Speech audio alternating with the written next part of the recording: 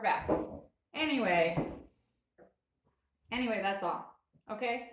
I love comedy. I hate the culture around comedy and I hate the industry. And I think I probably will keep doing what I'm doing, which is, oh, okay, guys, we aren't recording on the podcast, so. Okay, we're back. Sorry. Alex won't stop calling me and he keeps freezing my phone.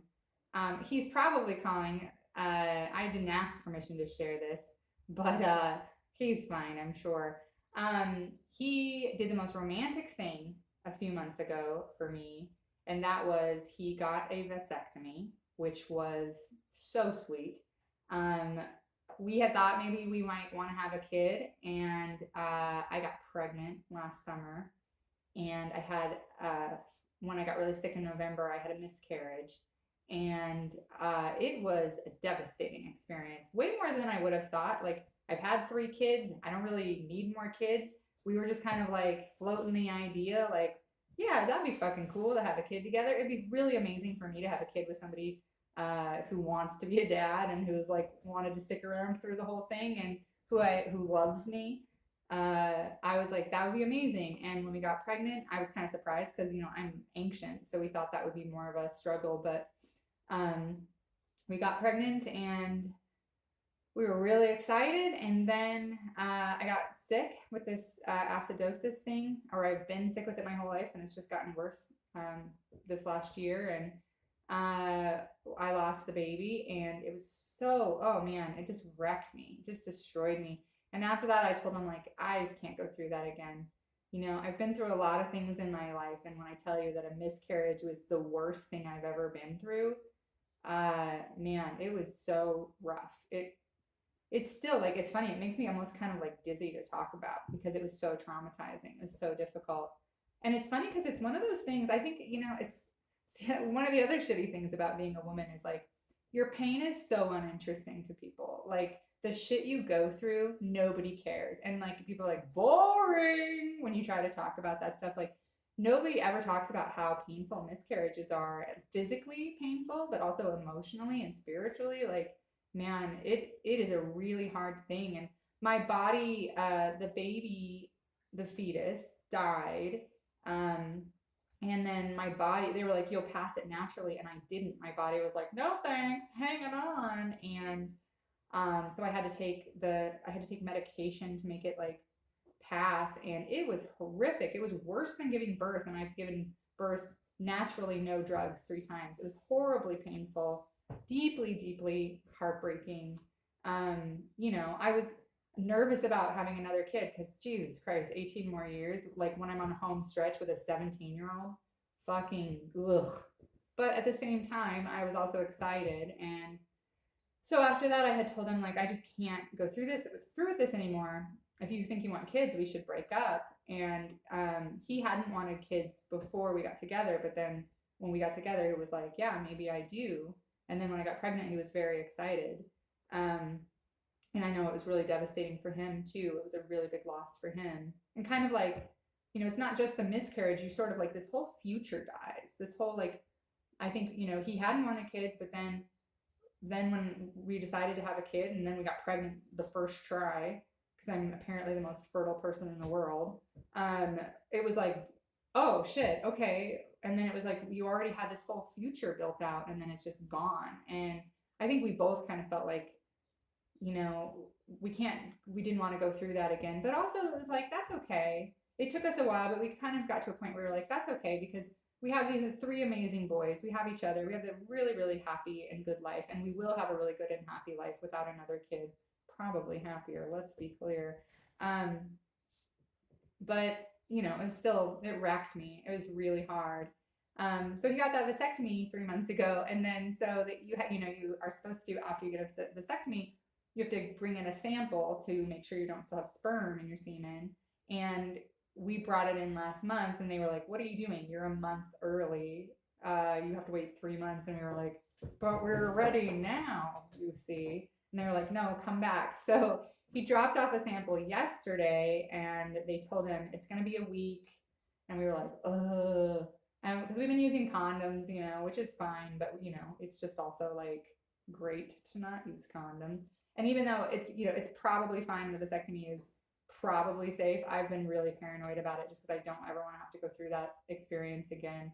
Um, so he, yesterday, he said, they said it's going to be like a week, blah, blah, blah. And he got home and we were like, ah, dang, that's okay. And then we had sex, and just phenomenal sex, just wonderful sex. One of those times, TMI, sorry, plug your ears if you're not here for the sex talks, but like one of those times where like I realized he's such a wonderful mate and such a rare mate as in a straight man, because he really will eat the pussy. Just like, I think one thing, when a lot of times when men would be going down on me, you feel this like you're rushed. You feel very rushed because you're like, it can take a long time to make someone come if you're eating pussy. Not always, but for me, I'm a slow burn. So it's not like you're not in there for 3 or 4 minutes. Like, uh, scuba up, honey, because you're gonna be drowning for a while. So, uh, I always would feel pressure with straight men because a lot of times they're more about their pleasure, and so they would like eat your pussy for like a minute and a half, and then be like, "Okay, penetration time." And if you were like, "No, actually, could you make me come?" You sort of felt this like clock ticking, like every minute they're down there, they're a little like, "You still haven't come, you still haven't come," and Alex is a wonderful lover because he always makes me feel leisurely when he's down there. Like it's always very luxurious. Like it's almost like a nap. It's like take as long as you need.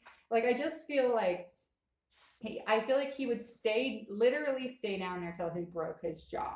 And I just appreciate that so much because it just, I go from feeling in the beginning, sometimes I still have this pattern from being with other men of feeling kind of like uptight and kind of like, oh, I have to hurry and come. But then he will just stay down there for so long and make me come more than once even. And it's just clear like he's on his own timetable down there and just a patient man. Get yourself, if you're a woman watching, get yourself a film editor. That's a wildland firefighter or a film editor. Patient people. Just really good at taking his time. But anyway, so we had sex. Took about, I don't know, 45 minutes for the full shebang. Most of it foreplay because he's an angel. And when he got up, he checked his phone and he had a missed call from the vasectomy place, and they were like, "Hey, we have your results," and we were like, "No, it could have been come time," but I don't know. We'll see. So he was probably calling me frantically over and over to tell me whether or not it's come time. Fingers crossed, y'all. Fingers crossed. If he's still shooting sperm, it'll be so annoying. It was actually very cool. This is going to be a joke of mine. So if you hear it on a special later, be like, "Oh, I heard that on her morning show first." The doctor let me watch him get a vasectomy, and it was really interesting. So he was like laid back, and they numb it. And the funniest thing, so the doctor goes, as he's doing this vasectomy, he's snippy, and he says, it's not going to be that traumatizing to Alex. And Alex he's the toughest man I've ever met from being a firefighter. He's just like, or just probably his whole life, he's just kind of like, okay. And the doctor's like kind of explaining like, oh, like it might hurt or it might feel some pressure, but blah blah blah. And he turned to me and he goes, watching's worse, honestly, probably worse for you. And I kind of laugh, and he goes, that's what I said anyway that's what I thought anyway when my wife gave birth. And I was like, what?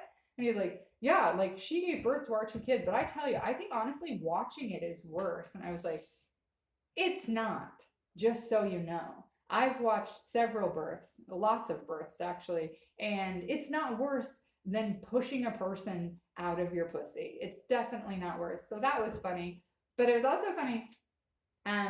So my ex-husband, he had gotten a vasectomy after our 3rd was born, and he fainted afterward, and he would always, and men are like, every man I've known who's gotten a vasectomy is like this.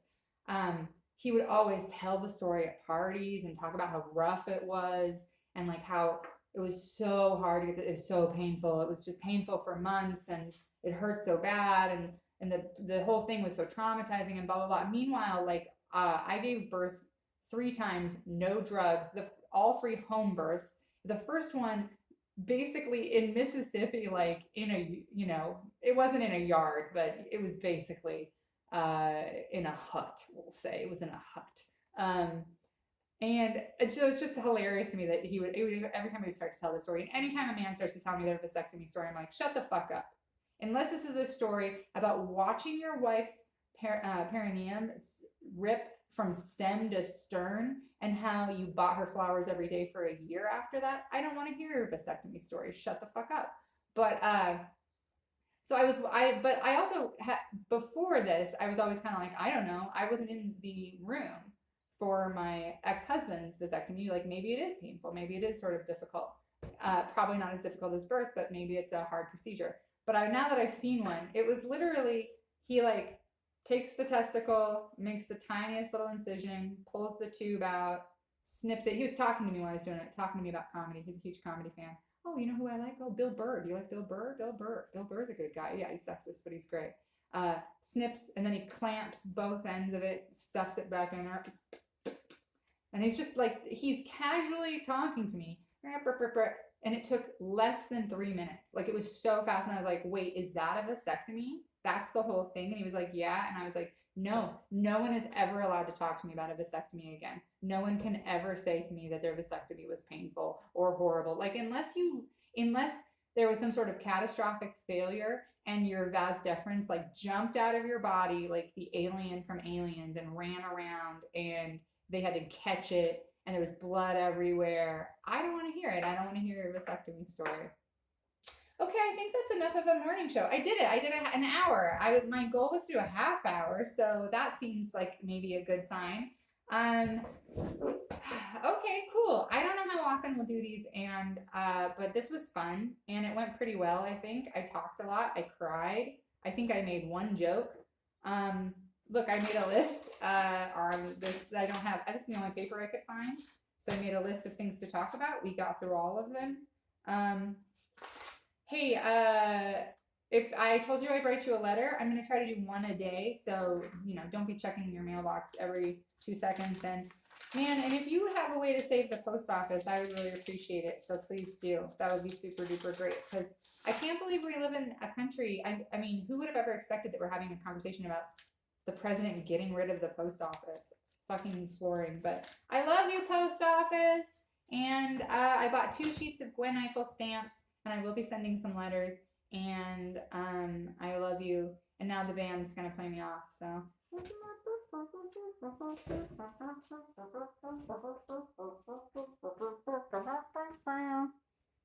Bye.